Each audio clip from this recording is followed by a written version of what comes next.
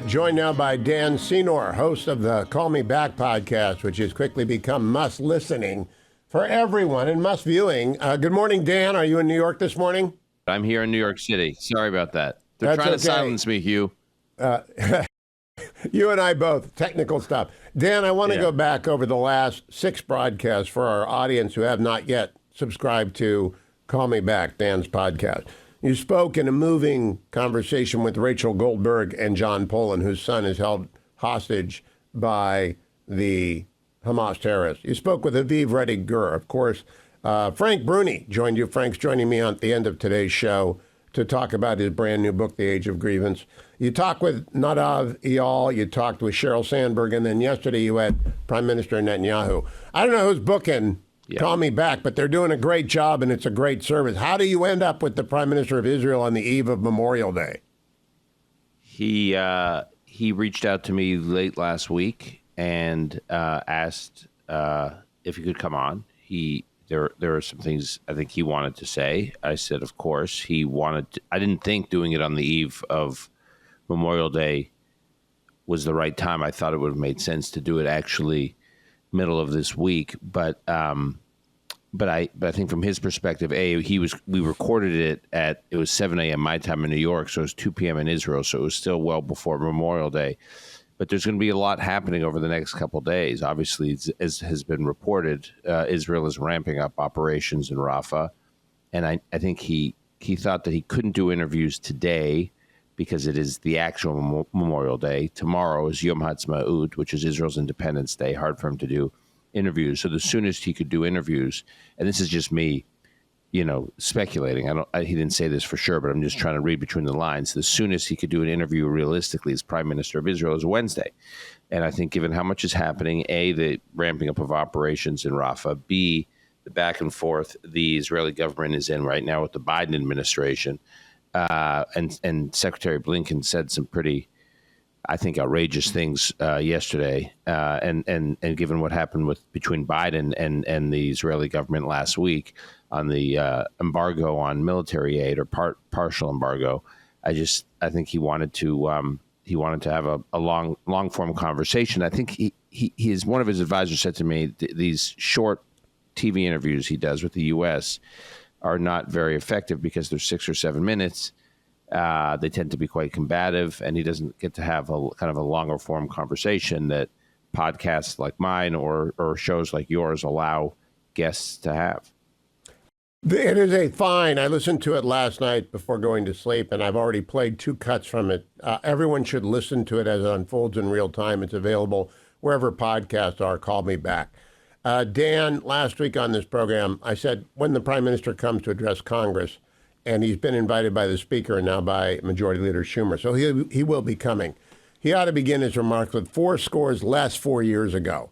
Our fathers and mothers brought forth, again, a nation reborn. And that means they're in the middle of the war, just as Lincoln was in 1863 when he began the Gettysburg Address.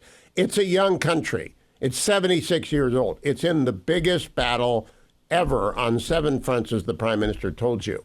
Do you think, Dan Senor, it will survive and thrive again as it did from the first 75 years up to its last Independence Day, when you wrote your book? I mean, the genius of Israel, the startup nation, everything is great until 10/7. Can it thrive again?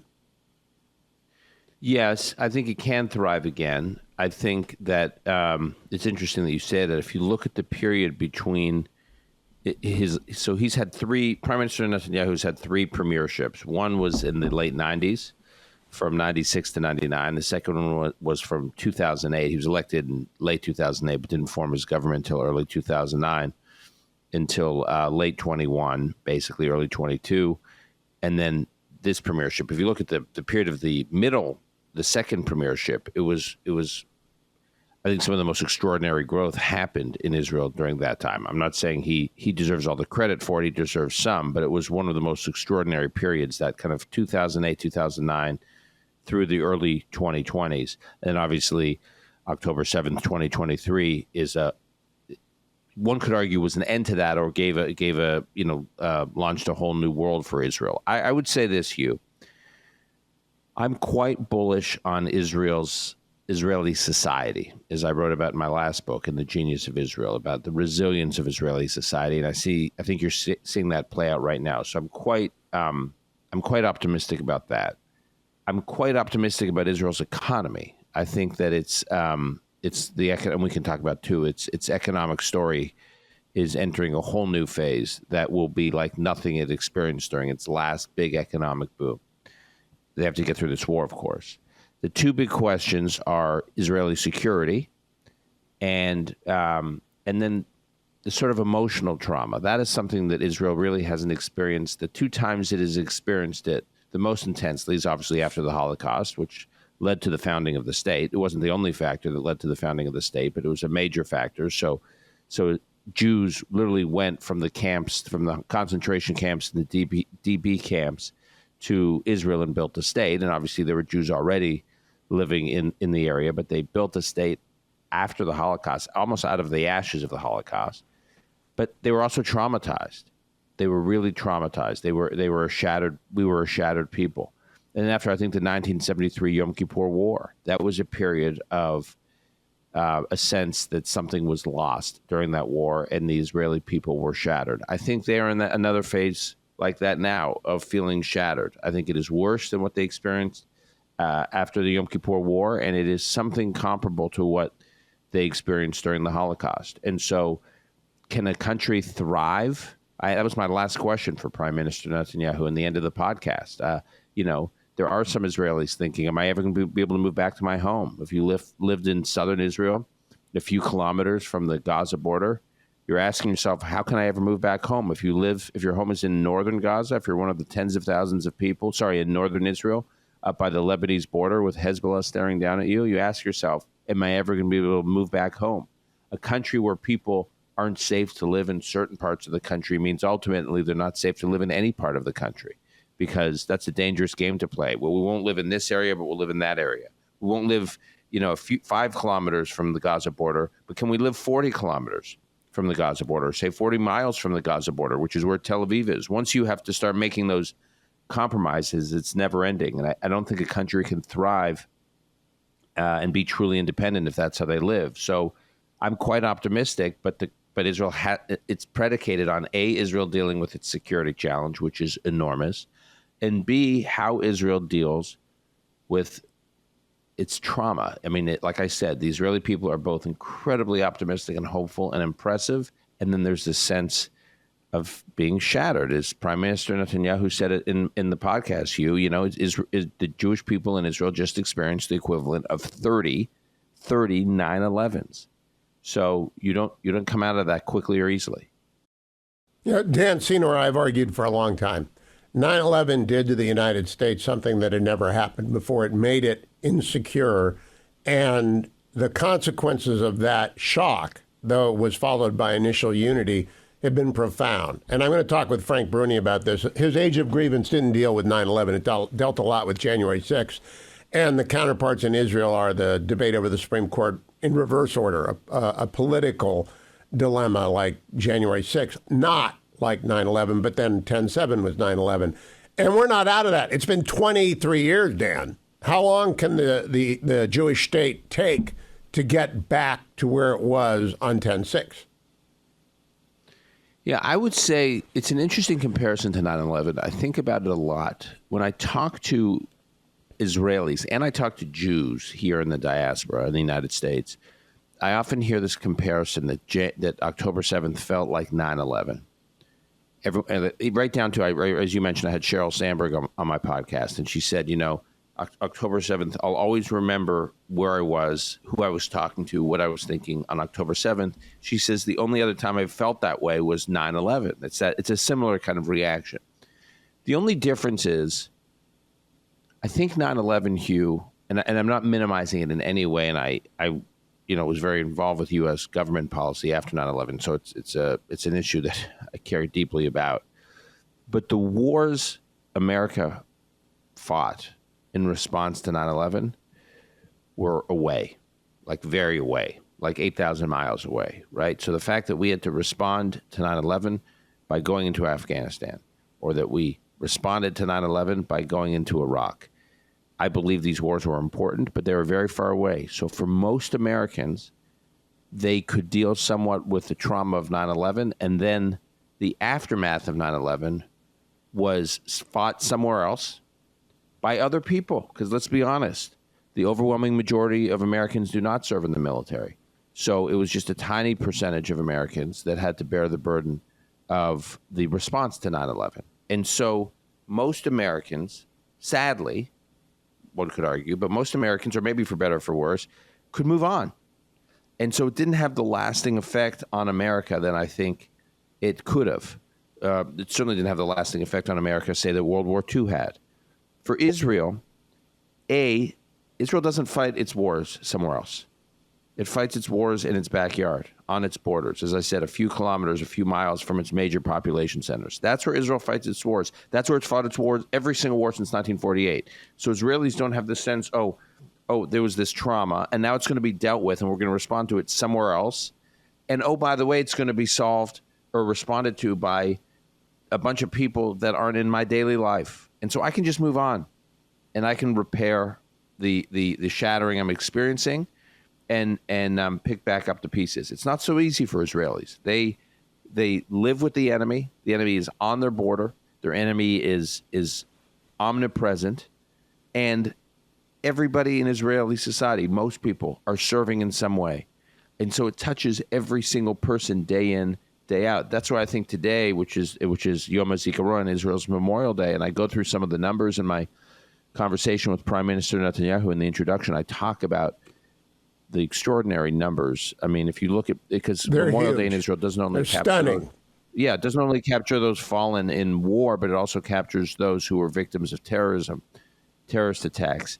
And about 25% of the Israeli civilians killed by terrorists, 25% in the history of the country, occurred on or since October 7th. Dan, this is a relatively short segment between the radio segments, so I just want to put one question in front of you.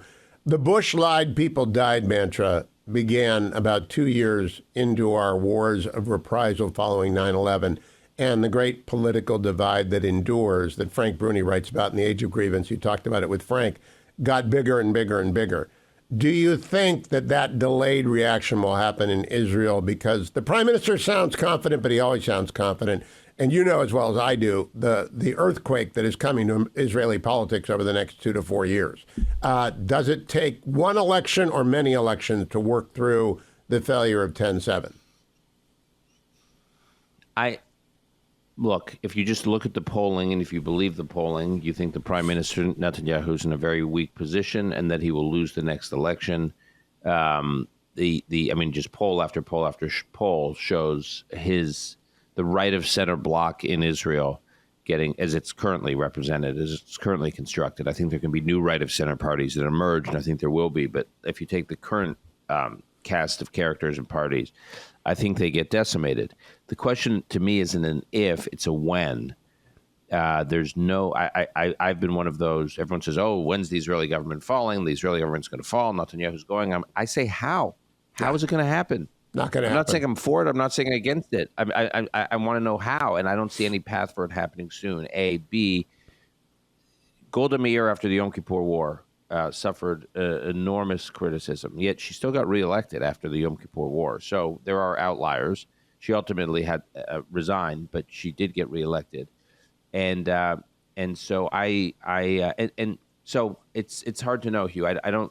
But I'm getting at the acid. The acid that is there, that was there all last year before 10/7, that's there now about the failure, corroded, like in the United States. Our politics corroded after 9/11, and I think it was a lot of PTS for the entire country. Do you see that potential in Israel? Yeah, I don't know. I'll tell you, Hugh, I think, and this is, I think Israeli society is much stronger and much healthier than American society was or is today. That's what I write about, as you know, in my most recent book. I think that Israeli society, the sense of community, the sense of the Israelis are part of something larger than themselves, the sense that they feel a real connection to their history, their 3,000-year plus history, and their future, God willing, 3,000 plus years and more into the future. Israelis feel ownership of all of this. So Israeli political and government institutions are weak, but Israeli society is strong and healthy. And so I think it really prevents the equivalent of what Frank talks about. In fact, I hadn't thought about this until you raised it. Frank's book is, in a sense, the sort of counterexample of my book, The Grievance. I should have asked him that when he was on my podcast. He just gave me an idea. The Age of Grievance, I don't think Israel has an age of grievance. I think Israel's genius is its societal resilience, which is what my book is about. It's a contrast. I think the society, Israel has these societal shock absorbers that keep the country together from a communal mindset and a communal kind of orientation, that even when the politics gets toxic, they don't go off the rails. Oh, the scouting program, when Dan and I first talked about his book, his new book about Israel, we talked about the scouting program, about the IDF service, about these informal networks. There are lots of resiliencies built into Israel that the United States does not have. He's imposed a de facto arms embargo on Israel and sanctions on Israelis. They're sending weapons this weekend. It's not an arms embargo. He just said last week that he's not going to send offensive weapons. We have no idea what he's going to withhold. That was, as we just exchanged with Secretary Blinken, not a very clear statement. In that CNN interview, Democrats have said that. Well, but what Blinken said there was it was just that one single shipment. You're saying you do not believe the Secretary of State when he says that? Margaret, in March of 2022, Tony Blinken came on your show, this very show, and said the United States would be perfectly fine to see fighter jets sent to Ukraine. Joe Biden immediately reversed Tony Blinken's statement. I'm Hugh Hewitt, joined by Dan Senor, host of the Call Me Back pod. I played that little bit for you, Dan. I played all of the exchanges between Senator Cotton and Margaret Brennan. Margaret Brennan was arguing that on behalf of Joe Biden yesterday. No, he really didn't do that. He didn't hurt Israel.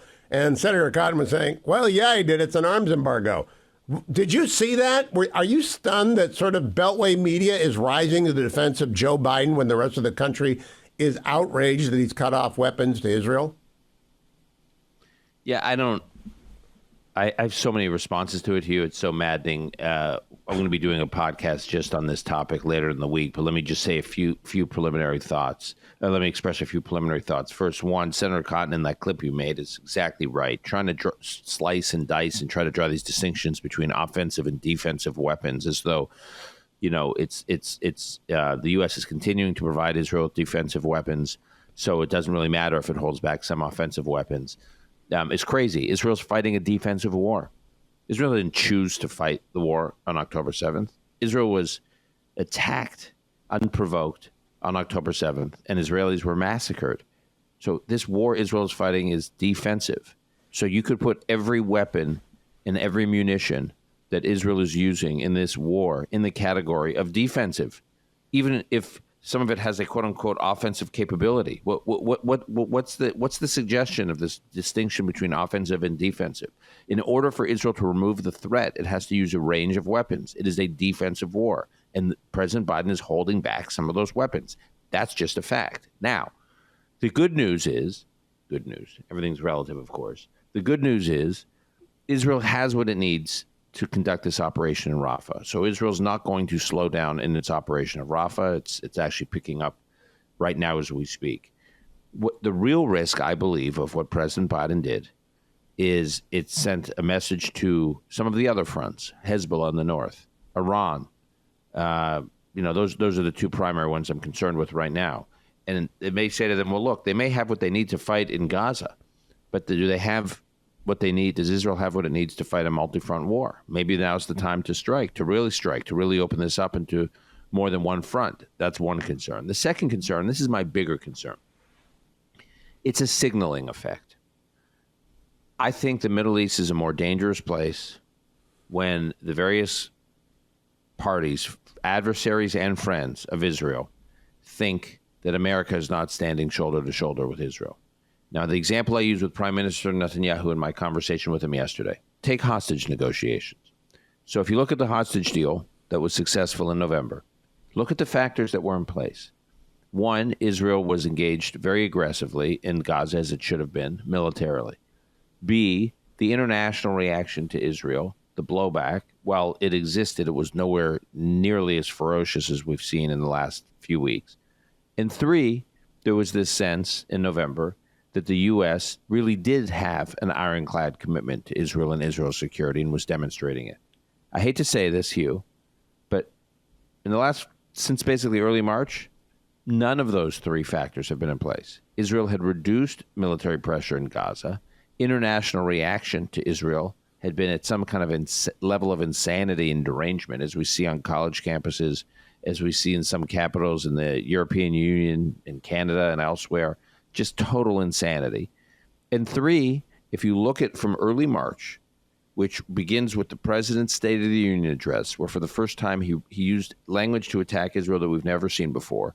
A week after that, you see Senator Schumer's speech on the Senate floor, in which he calls for the overthrow, effectively, of a Democratic ally, and compares Prime Minister Netanyahu to Hamas, uses them in the same sentence, basically, to lay out the quote unquote obstacles to peace in the region.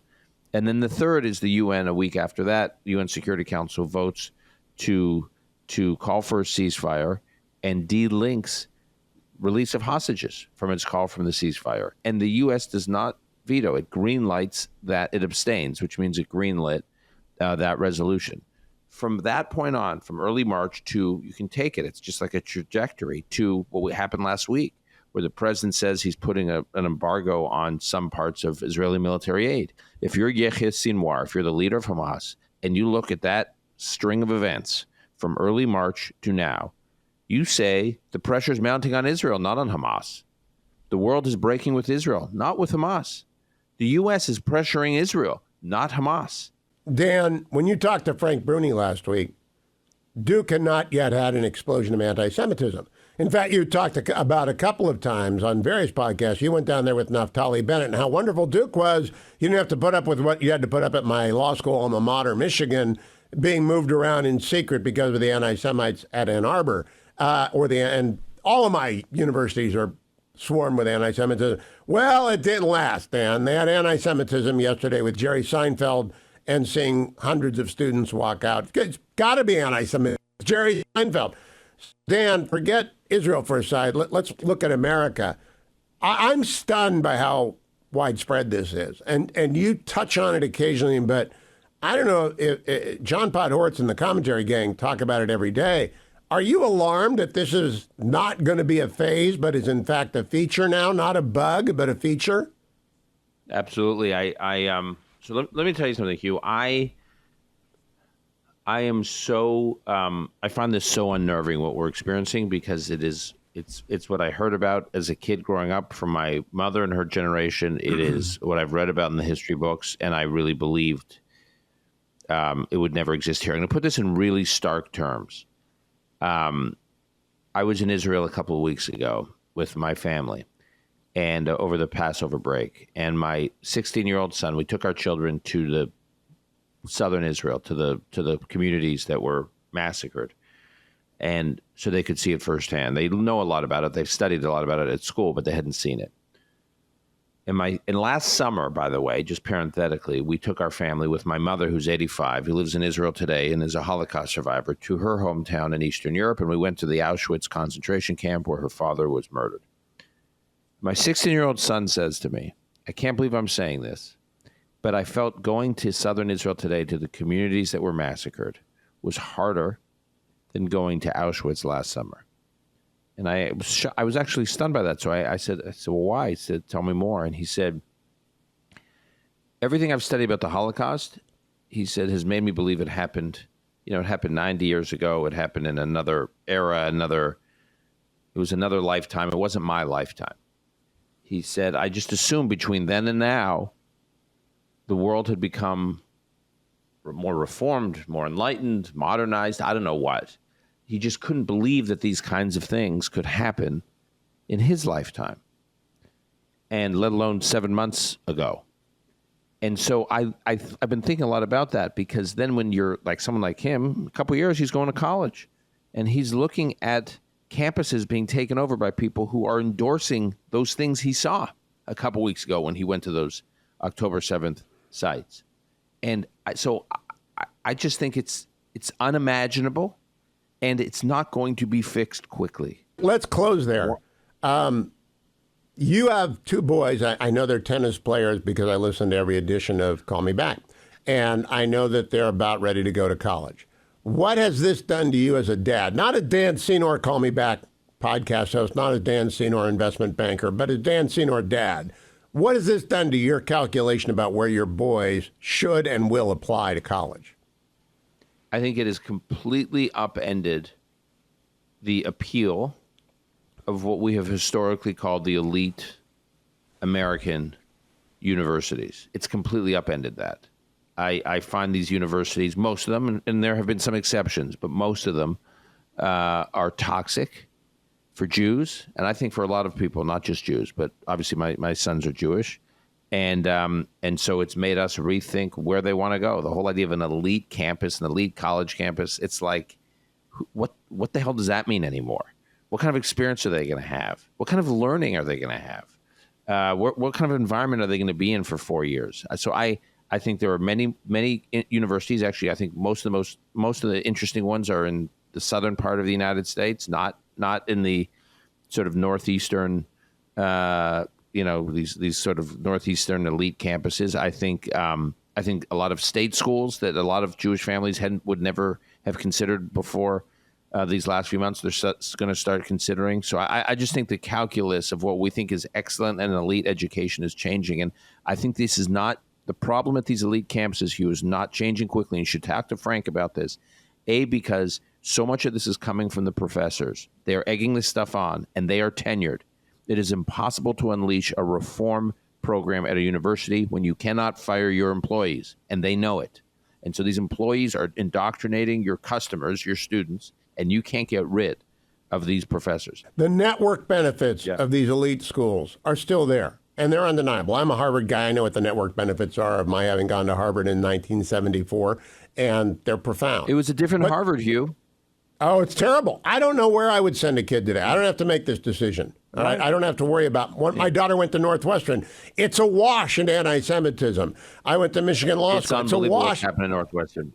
Yeah, it's astonishing. But do you think that you, like other parents, will say, apply everywhere, we'll figure it out after we see where you get in? Or will you say, do not apply to Northwestern or Penn or MIT or Harvard or the places that have got the scarlet A on it for anti-Semitic? It's hard to know, Hugh, and but I'm just telling you because we don't have any data, right? So I hate making a sweeping statement based on data, but anecdotally, what I hear and I know what we feel is that's our view. Our view is we're not going to apply at all these places, and then we'll see how it is. Our view is it's not repairable in the near term. It's probably not repairable in the medium term.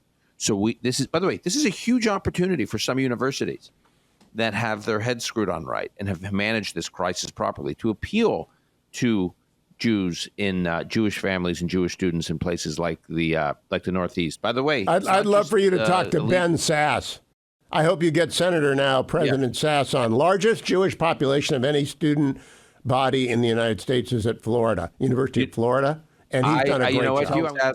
You recommended that. I'm gonna start doing a couple of episodes on this because I think this is on people's minds. I'll tell you, and I know you're tight on time. One other institution that is recognizing the opportunity and is making a play for Jewish students, West Point.